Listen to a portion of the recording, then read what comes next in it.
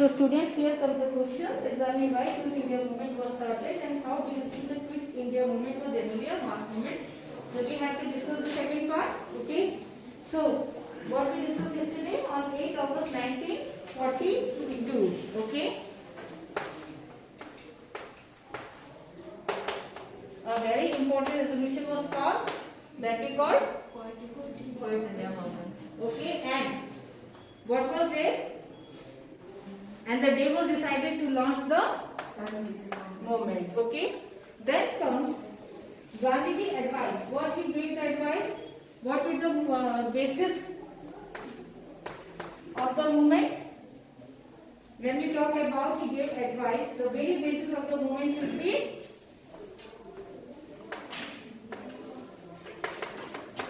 non-violence.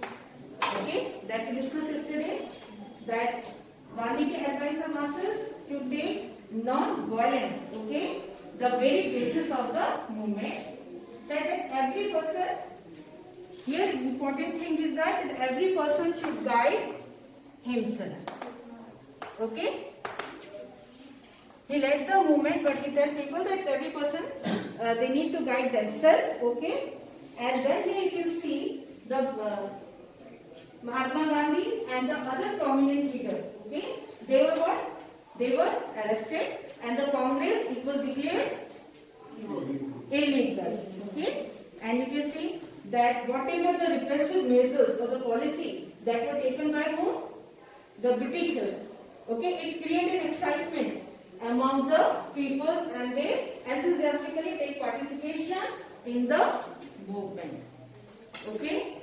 So here comes Gandhiji mantra. What was the mantra here? Do or die. Okay. So it become a talisman for that. Karo or maro. Okay. So here comes that as we are talking about it generally a mass movement generally ये वास्तविक रूप से एक mass movement था do you think okay so what you do whenever they ask you do you think और do you agree first thing you say yes I agree instead of writing this please write the fact that has been asked from you okay they are not asking they are asking that do you agree but please don't write yes I agree. Just give the fact and then complete the statement that the Quit India movement was generally a mass movement. Answer cover there only. Instead yes, instead of writing yes I agree. Okay. Then you know hundreds of thousands of ordinary Indian peoples they participated in this movement. And what was common here? It was the last great struggle. When we talk about this movement, it was the last great struggle for the freedom of India and was the most significant of all the movements that has been launched till then. So we have read how many movements we have read here? So whatever movements we saw, okay, so they have their own demand. But here was the demand, here Bharat Choro. है कि नहीं इसका मतलब ये एक ऐसा था एक आपको दिखा आंदोलन में कुछ मांगे रखी गई थी यहाँ पर जो उनका मूल मंत्र मूल उद्देश्य था जो मूवमेंट में लिखता है कैसे भी करो या मरो लेकिन इनको देश से बाहर खदेड़ो ओके तो यहाँ पर हमें ये देखने को मिलता है that it was the last great struggle for the freedom of India and it was the significant of all the movements that had been launched till then. So particularly energize the youth. Here comes very important.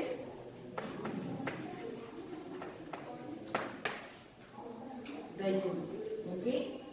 So who left their colleges in large number in order to go to the jail? The young activists. They organized what? If we talk about the young activists.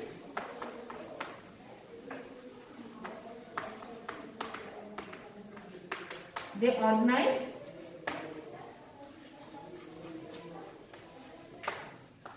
strikes. processions were there. Okay, they organized strikes and indulged in sabotage. What is sabotage? They were indulging what?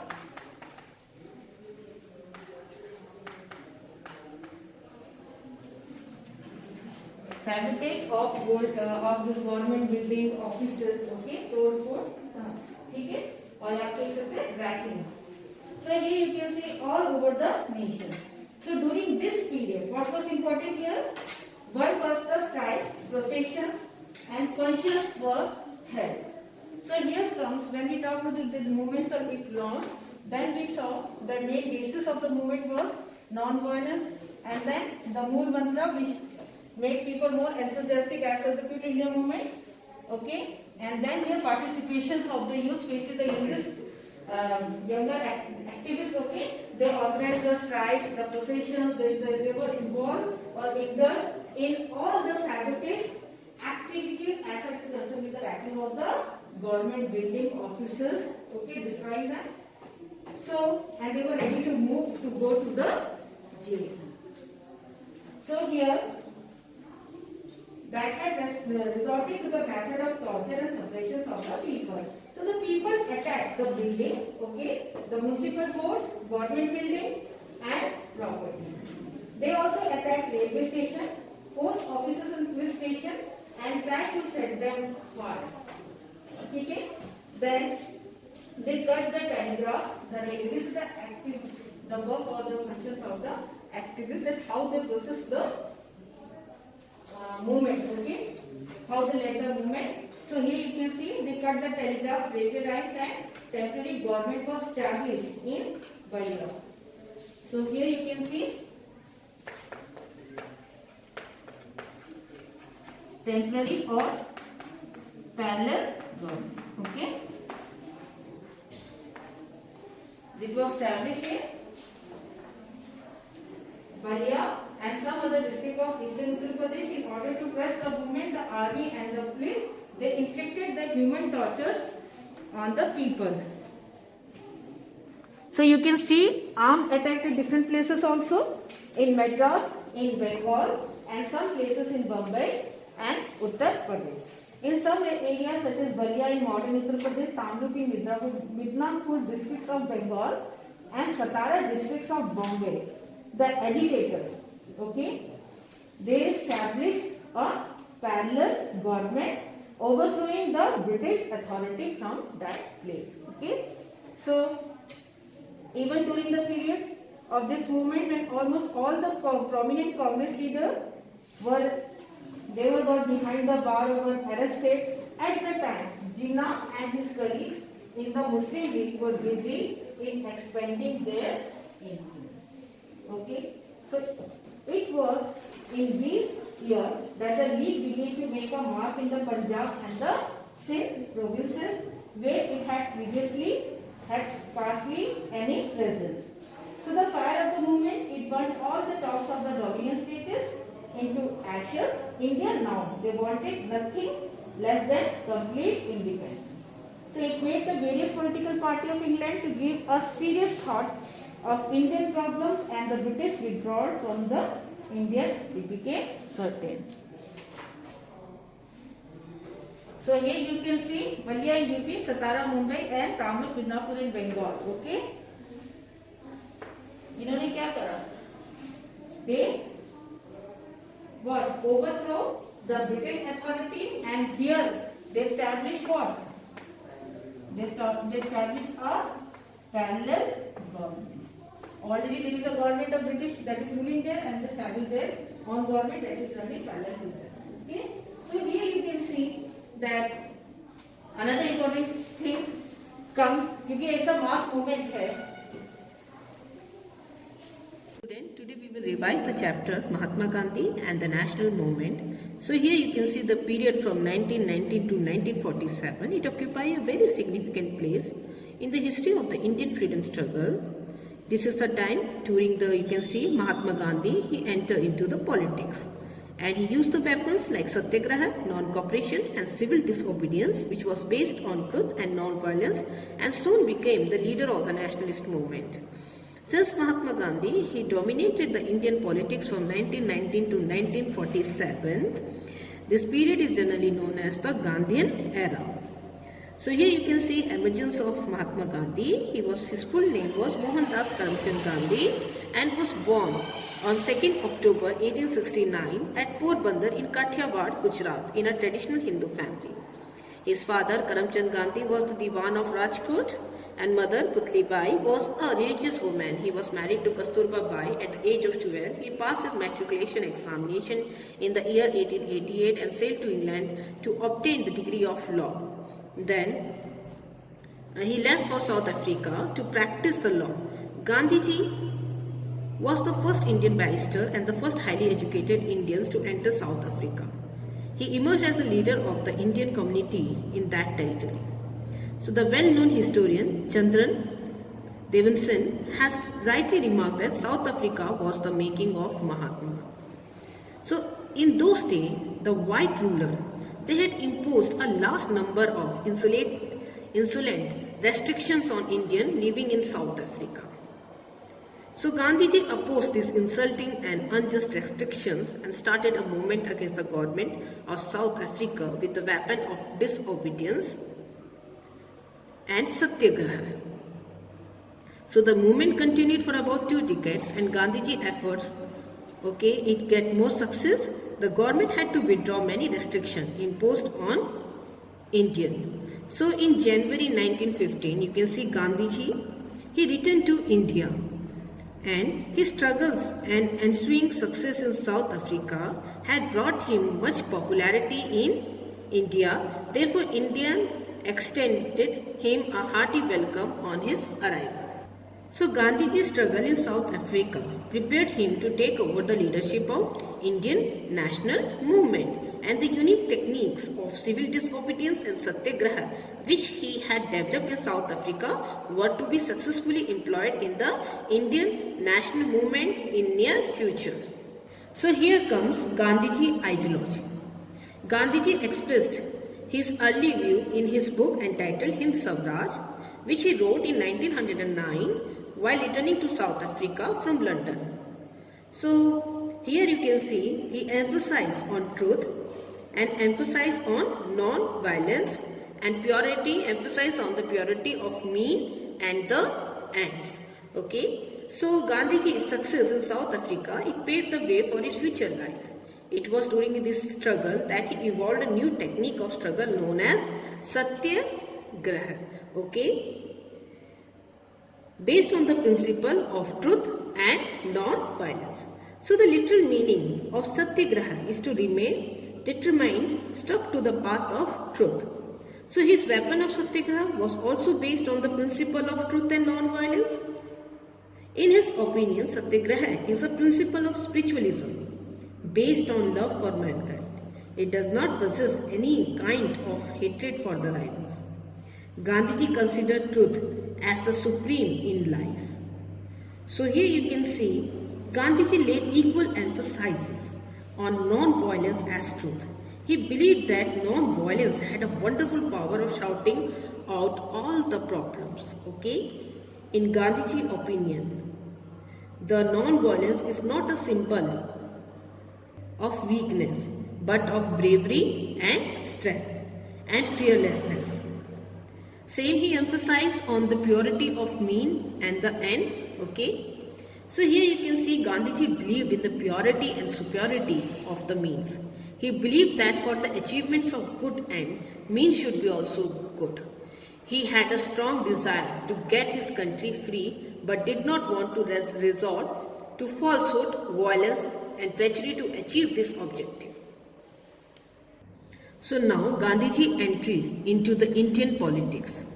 So Gandhiji was particularly influenced by Gopal Krishna Gokhale and regarded him as a political guru or mentor. Gokhale advised him to spend a year traveling around various places of India in order to know about the land and its people. So India underwent a number of significant changes during this period of 1893 to 1915. Though still a British colony, it was far more active in a political sense. You can see branches of Indian National Congress had been established in most city and town. Even this Swadeshi movement launched against the partition of Bengal in 1905 had significantly broadened the base of the Indian National Congress. The appeal of the Congress registered growth particularly among the middle classes. The anti-partition movement had thrown up the national leaders like Bal Gangadhar Tilak of Maharashtra, Bipin Chandra Pal of Bengal and Lala Lajpat Rai of Punjab. Bal and Pal became popular as Trimurti in the history of the national movement. So here you can see that in the year 1885 to 1905 of the Indian National Congress, the known as the period of liberal nationalism or moderate. So they had a complete faith in the constitutional and peaceful method. They wanted to draw the attention of the government through constitutional methods like memorandum, petition, resolution, newspaper and deputations. So these liberals, they were known as the moderate. And you can see they were the supporter of a more gradual and persuasive approach. Gopal Krishna Gokhale, the political guru or mentor of Gandhiji, and Muhammad Ali Jinnah, who like Gandhiji was an advocate of Gujarati origin trained in London, were also associated with the group of the moderates. Here comes the Banaras speech of Gandhiji. As per the advice of Gopal Krishna Gokhale, Gandhiji spent about a year, he traveling around the various parts of India in order to know about the Indian masses. So here you can see the first major appearance of Gandhiji was at the opening of the Banaras Hindu University in February 1916. The princes and philanthropists, who by making large donation, they had contributed greatly to the founding of the university, was particularly invited to the inauguration ceremony. And some important leaders here, you can see Annie Besant, who attended the function. Gandhiji was also invited on account of his achievement in South Africa. So Gandhiji felt it very bad that there was no mention of the poor laborer. Of the poor laborer in the speeches of the dignitaries. Therefore, while speaking on this occasion, he criticized the elite for it. While expressing his view, he said that the opening of Banaras Hindu University was certainly a most gorgeous show, but the ever-increasing economic gap between the rich and the poor. Calling upon those who are present there, Gandhiji said, there is no salvation for Indian unless you strip of yourself of this jewelry and hold it in, trust for your countrymen in India. So the opening of the Banaras Hindu University was an occasion for celebration because this nationalist university was founded by Indian money and Indian efforts. But Gandhiji, in place of adopting a tone of self-congratulation, wanted to remind those present of peasants and workers who thought forming the majority of Indian population were not present there as an audience. So here comes the founding of the Sabarmati Ashram. In 1916, Gandhiji founded Sabarmati Ashram. On the bank of river Sabarmati at Ahmedabad, it was named as the Satyagraha Ashram. In fact, this ashram was established as a workshop of truth and non-violence. So Gandhiji started the experiment of his view and technique of the struggle based on the principle of Satyagraha and civil disobedience from this very ashram. So Gandhiji first experiment of Satyagraha in India. So before becoming an active participant in the Indian national movement, Gandhiji participated in the Satyagraha of Champaran and Kheda during the 1917 and 1918 and struggled in favor of the demand of the textile mill worker in Ahmedabad. So Gandhiji first experience, made his first great experiment in Satyagraha in the Champaran districts of Bihar. The indigo farmers of Champaran were excessively oppressed by the European planters. So in 1917, Gandhiji reached Champaran, but the commissioner of Champaran prohibited his entry into the area and ordered him to leave Champaran immediately. But Gandhiji refused and preferred to take the punishment for his rejecting the law. Ultimately, the local administration were forced to withdraw its order. A committee of inquiry for the indigo peasant grievances was appointed, on which Gandhiji served as a member. So here when we talk about Gandhiji first satyagraha in Champaran, India was a success. In 1918, Gandhiji was busy in two campaigns in the home state of Gujarat. In February 1918, while supporting the textile mill workers in Ahmedabad, he demanded better working conditions for them.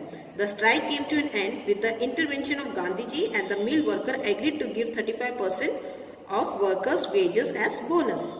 And in March 1918, Gandhiji joined peasants of Kheda districts in Gujarat and asked the state for the remission or reduction of taxes following the failure of peasant harvest. So, the Satyagraha of Champaran, Kheda and Ahmedabad made Gandhiji very popular among the masses. He started emerging as a leader of the masses and won the admiration and respect of political workers, particularly the youth.